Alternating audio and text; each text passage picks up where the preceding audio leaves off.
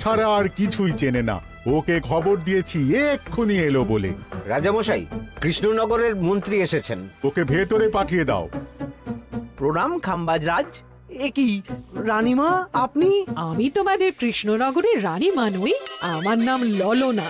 আমি হরেক রকমের গলায় কথা বলতে পারি। এটা আমার আসল গলা। ওরে বাবা রে বাবা রে বাবা, আপনি তো প্রতিভার জলজ্যান্ত রূপ। একে আপনি কোথা থেকে পেলেন খাম্বাজ রাজ? বেশ কিছুদিন আগে একটা যাত্রা দেখতে গিয়ে ললনার সাথে পরিচয় হয়। ওর ব্যাপারে সবকিছু জানার পরে আমার মাথায় একটা বুদ্ধি খেলে যায়। তাই আপনি আমাকে ডেকে পাঠিয়েছেন, তাই তো? একদম তাই। আমার একটা পরিকল্পনা আছে। ছলে বলে কৌশলে ওই কৃষ্ণনগরের আসল রানীকে কিছুদিনের জন্য বাইরে পাঠাতে হবে, আর সেই সুযোগে সেসব দায়িত্ব আমার ওপরে ছেড়ে দিন। আমি নিজের দায়িত্ব নিয়ে ললনাকে কৃষ্ণনগরের রানীর সমস্ত আদব কায়দা শিখিয়ে দিয়েছি। এখন শুধু আমি বাকি ব্যাপার নিয়ন্ত্রণ করব। এখন মহারাজ বাৎসরিক হিসেব নিয়ে ব্যস্ত, তাই রানীমা চলে যাবেন আর তার বদলে ঢুকবে ললনা দেবী। তাহলে আর দেরি কেন? আজ রাতেই বেরিয়ে পড়ো। আর যদি আমার পরিকল্পনা অনুযায়ী এগোতে পারো, তাহলে কিছুদিন পরে তুমি হয়ে উঠবে কৃষ্ণনগরের রাজা। আমার কত দিনের আশা। চলুন তাহলে। হ্যাঁ চলুন, রাজবাড়ির বাকি ব্যাপার যেতে যেতে বুঝিয়ে দেব। রানীমা কিভাবে কথা বলেন, কাকে কি বলে ডাকেন, রাজবাড়ির কোথায় কি আছে সব।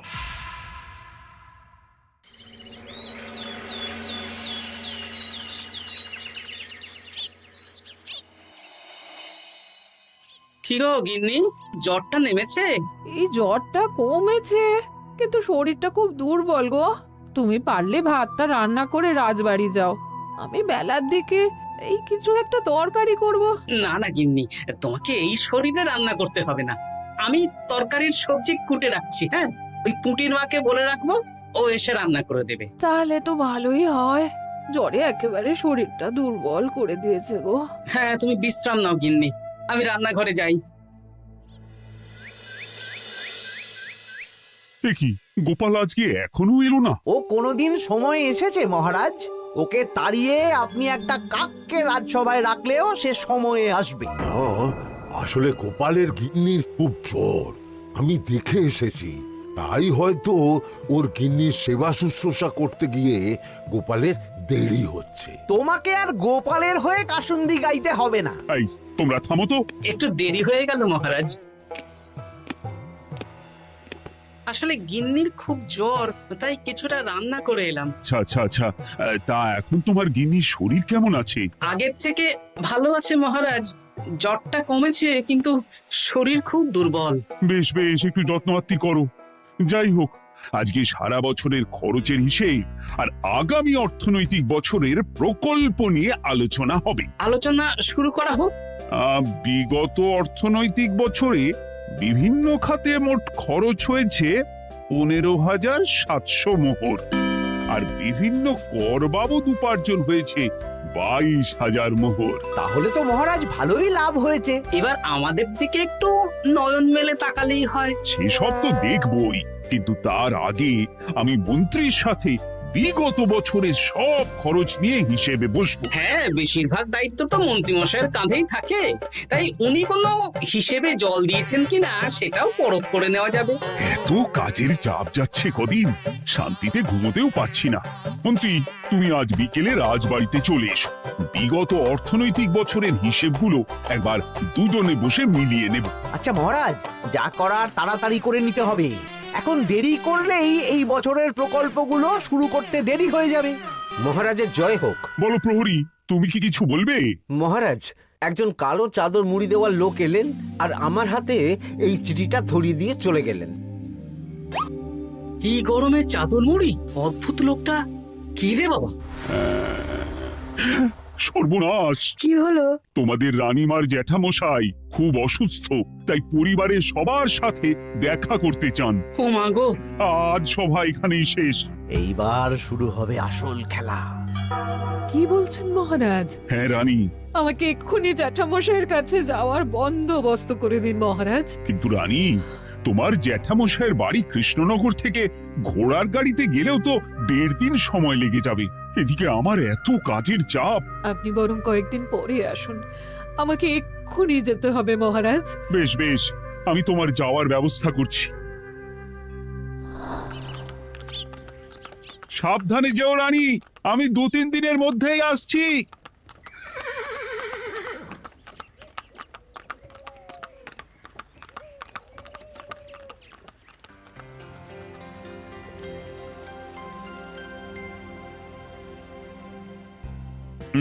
মন্ত্রী, বিগত অর্থনৈতিক বছরে আমাদের পাঠশালার উন্নতির জন্য কত খরচ করা হয়েছিল একটু দেখো তো।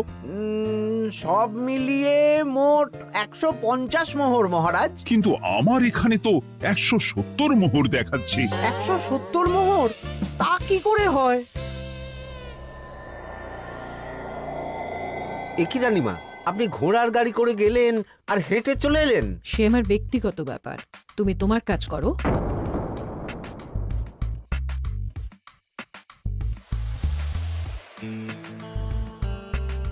এ কি রানী, তুমি চলে এলে? আমার শরীরটা খুব একটা ভালো লাগছে না মহারাজ, পেটটা কামড়াচ্ছে। তাই সহিসকে বললাম ঘোড়ার গাড়ি নিয়ে জ্যাঠামশাইকে দেখে আসতে, আর আমি বাড়ি চলে এলাম। ও, সহিস এসে খবর দেবে, তারপর আমি আর আপনি দুজনে একসাথে যাব। বেশ বেশ, ঠিক আছে রানী, তুমি বিশ্রাম নাও। বিশ্রাম না, আমি একটু স্নান ঘরে যাব, পেটটা কেমন মোচড় দিচ্ছে। মহারাজ কিছুই বুঝতে পারেনি, মজা জমবে।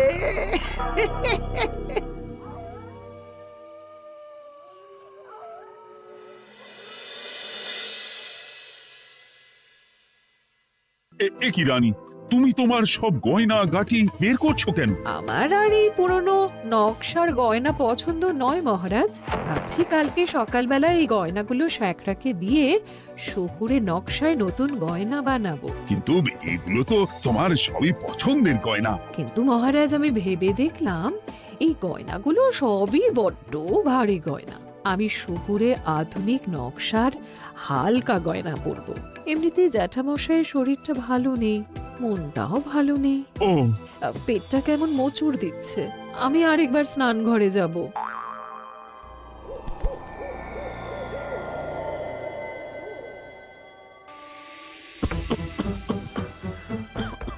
ওই তো মন্ত্রী মশাই এসেছে।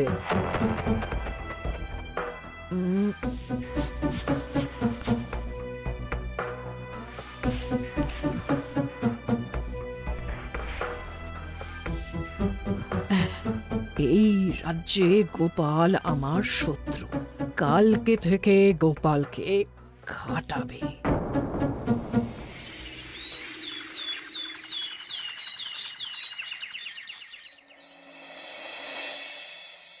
হায় হায় হায়, কি হলো রানী, কি হলো? গতকাল রাতে আমার সমস্ত গয়না চুরি হয়ে গেছে। হ্যাঁ? বলো কি প্রহরী? বলুন মহারাজ। গতকাল রাতে রানীর সব গয়না চুরি হয়ে গেছে। তুমি আরেকজনকে নিয়ে এক্ষুনি খোঁজ করা শুরু করো। যথাজ্ঞা মহারাজ।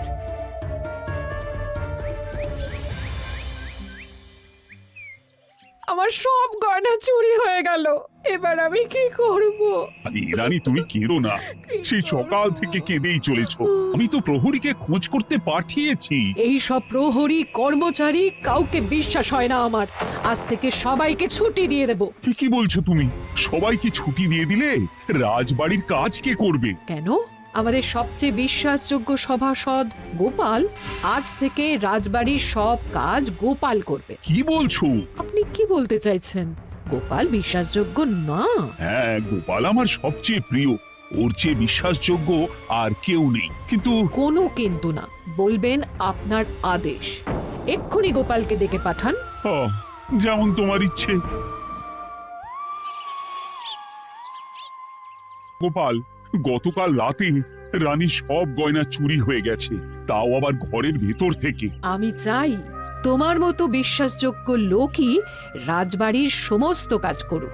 মানেটা ঠিক বুঝতে পারলাম না রানীমা। মানে আমি রাজবাড়ির বেশিরভাগ কর্মচারীকে ছুটি দিয়ে দিচ্ছি, তার বদলে রাজবাড়ির কাজ করবে তুমি। কিন্তু কোনো কিন্তু না। রাজসভার ভাড়ামো অনেক হয়েছে। এবার থেকে তোমার কাজ বাসন মাজা, ঘর মোছা, কাপড় কাচা, পুরো রাজবাড়ি ঝাঁট দিয়ে পরিষ্কার করা। এই সেরেছি। যাও, রান্নাঘর থেকে বাসন নিয়ে পুকুর পাড়ে গিয়ে বাসন মাজবে। এ কি গোপাল, রাজসভা থেকে সোজা পুকুর পাড়ে? এ কি হয়েছে নাকি? হ্যাঁ, খুব হাসি পাচ্ছে না? হাসি তো পাবেই। নতুন রানীমা আসার পরে তোমার এই হাল করে ছেড়ে দিল। নতুন রানীমা? না, আসলে ঘটা বলতে চাইছে রানীমা তোমাকে নতুন চাকরি দিয়ে এই হাল করলো। ও যা হয়েছে ভালো হয়েছে। আমার পেছনে না লেগে নিজের কাজ করুন, যান। কোথায় কি বলতে হয় জানিস না নাকি? অভ্যেস নেই তো, তাই মুখ ফসকে বেরিয়ে গেছে।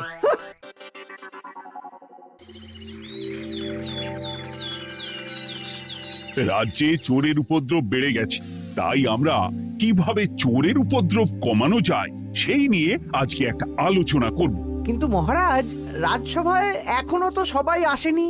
এই তো এসে গেছি। ওই রাজবাড়ির জামা কাপড় কাচ্ছিলাম। এ কি, গোপাল এখন রাজবাড়ির জামা কাপড় কাচে? হ্যাঁ, সেসব করতে গিয়ে আমার নিজের জামা কাপড়ই ভিজে গেল, তাই বদলে এলাম। মহারাজ, রানীমা ঘোড়ার গাড়ি করে এসেছেন। মানেটা কি?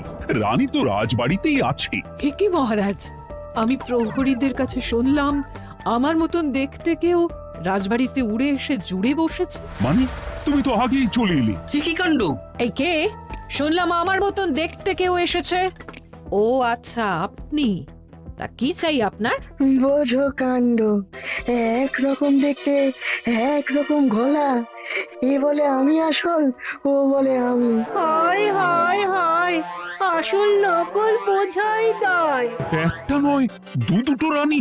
আমার জ্যাঠামশাই একদম সুস্থ। এই মহিলা নিশ্চয়ই ভুয়ো চিঠি দিয়ে নিজের রাজবাড়িতে ঢোকার সুযোগ খুঁজছিল। একদম বাজে কথা বলবেন না। আপনি কে সত্যি করে বলুন। সমস্যা সমস্যা, ঘোর সমস্যা। আমার কোনো পাণ্ডিত্য দিয়ে বুঝতে পারছি না কে আসল আর কে নকল। আমি আসল, বিশ্বাস করুন। আমি তো এই মাত্র এলাম। না, আপনি নকল, আমি আসল। কিভাবে বুঝবো? আমি বলবো মহারাজ, এই যে এই রানী আসল। হ্যাঁ, কিন্তু মন্ত্রীমশাই, আপনি কি করে বুঝলেন? না মানে এই রানীমা তোমার উপরে এত ভরসা করে রাজবাড়ির কাজ করাচ্ছেন, কাউকে বিশ্বাস করেননি, একমাত্র তোমাকে বিশ্বাস করেছেন। এত ভালোবাসা, এত বিশ্বাস কার থাকতে পারে বলো? মানে গোপাল, তুমি রাজবাড়ির কি কাজ করছো? বাসন মাজা, ঘর মোছা, বাগান পরিষ্কার, অনেক কাজ করছি রানীমা। আপনার সব গয়না চুরি হয়ে গেল, তাই কাউকে বিশ্বাস করা যাবে না বলে ওই রানীমা আমাকে কাজে রাখলেন। এই ওই বন্ধ করে একটা উপায় বের করো। বেশ বেশ, আমি ধরে নিচ্ছি দুজনেই আসল। তাই আপনাদের দুজনকে আমি পরীক্ষা নেব, দেখব কে উত্তীর্ণ হন। তাই নাও।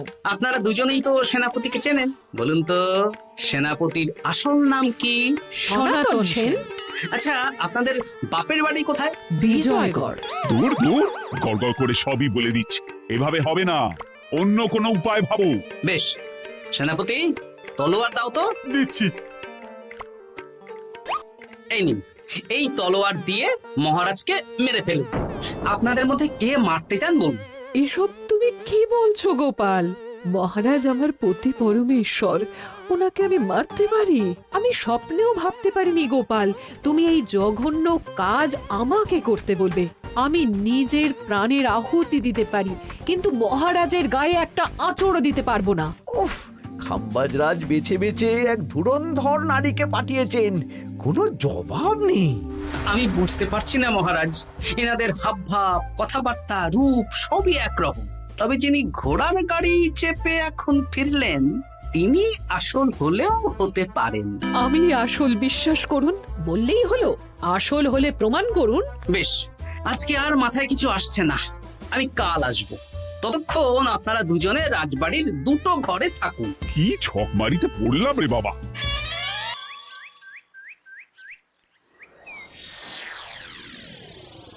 ললনা একদম তৈরি হয়ে এসেছে।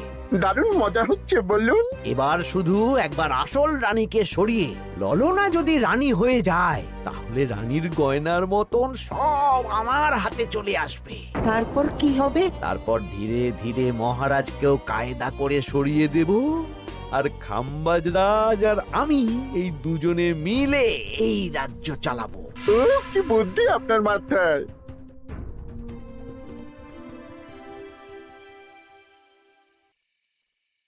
বলছি শোনো না, আমার শাড়িটা একটু ছিঁড়ে গেছে গো। তুমি বাজার থেকে কালকে আমার জন্য একটা শাড়ি নিয়ে আসতে পারবে? হ্যাঁ, আচ্ছা বেশ, নিয়ে আসবো শাড়ি।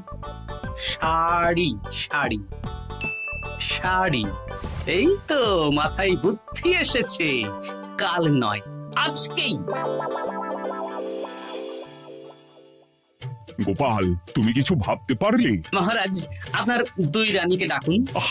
আমার তো একটাই রানী। ওই হলো মহারাজ, আসল নকল দুজনকেই ডাকুন। কই গো, একটু বাইরে এসো। বলুন মহারাজ, আপনি ডাকছেন? আচ্ছা, আমি দুটো শাড়ি নিয়ে এসেছি, লাল শাড়ি আর নীল শাড়ি। এই দুটোই মন্ত্রপুত শাড়ি, এক সিদ্ধ পুরুষ দিয়েছেন। কে তিনি? না, সেসব এখন বলা যাবে না, তবে এই শাড়ি দুটো একটা একটা করে ওনাদের দিয়ে দিন। এবার আমি এই শাড়ির বিশেষত্ব বলি। হ্যাঁ বলো গোপাল, বলো। আপনারা দুজনেই আজ রাতে এই শাড়িটা পরবেন, সারা রাত পরে থাকবেন। এই শাড়িগুলো 12 হাত মাপের শাড়ি। আগামীকাল সূর্যোদয় হওয়ার পরে যার শাড়ি 4 হাত কমবে সেই হবে আসল রানী। আচ্ছা বেশ, তাহলে তোমরা দুজনেই এই শাড়ি পরে থাক। কাল সকাল সকাল রাজসভা বসবে, তখন তোমাদের শাড়ি গোপালের কাছে জমা দিও। আচ্ছা। আমি যে নকল সেটা বুঝতে দেওয়া যাবে না। কি করে এই শাড়িটা 4 হাত কেটে ফেলে ওই তো ফল কাটার ছড়ি কেটে ফেলো। কালকে আবার মজা হবে।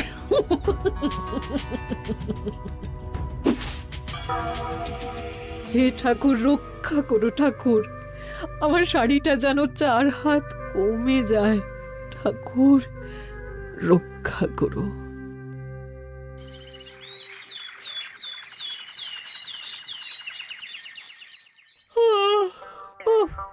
এত সকাল সকাল রাজসভা, দূর, ভালো করে ঘুমটাও হলো না। আমি তো ঘুমোইনি, চিন্তায় ঘুমই আসেনি। কই গো, তোমরা এসো। এই নিন আমার শাড়ি, এবার মেপে দেখুন, এটা 4 হাত কমে গেছে। এই দেখুন মহারাজ, বিশ্বাস করুন আমি আসল, কিন্তু এই শাড়িটা সারা রাত পরে থাকা সত্ত্বেও 4 হাত তো দূর, 4 আঙুলও কমেনি। লাল শাড়িটাই ছোট মনে হচ্ছে। তাহলে তুমি আসল? উফ, বাবা, বাঁচা গেল। আয়, কে আছো? এই নকল রানীকে কারাগারে বন্দি করো। দাঁড়ান মহারাজ, বন্দি করতে হলে যার শাড়ি 4 হাত কমে গেছে তাকে বন্দি করুন। কেন? আমার শাড়ি তো 4 হাত কমে গেছে।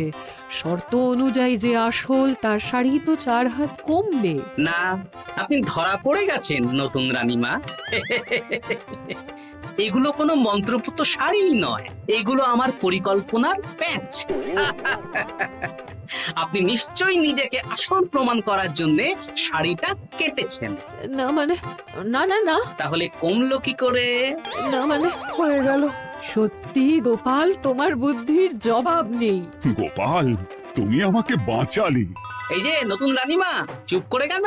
ওকে আমি কারাগারে গিয়ে বেত মারছি, তাহলেই সব বলবে। বল, কে তুই বল? আসলে মানে আমার নাম ললনা, আমি যাত্রাপালা করি, অনেক রকম গলায় কথা বলতে পারি। কদিন আগে খাম্বাজ রাজ আর এই মন্ত্রী মশাই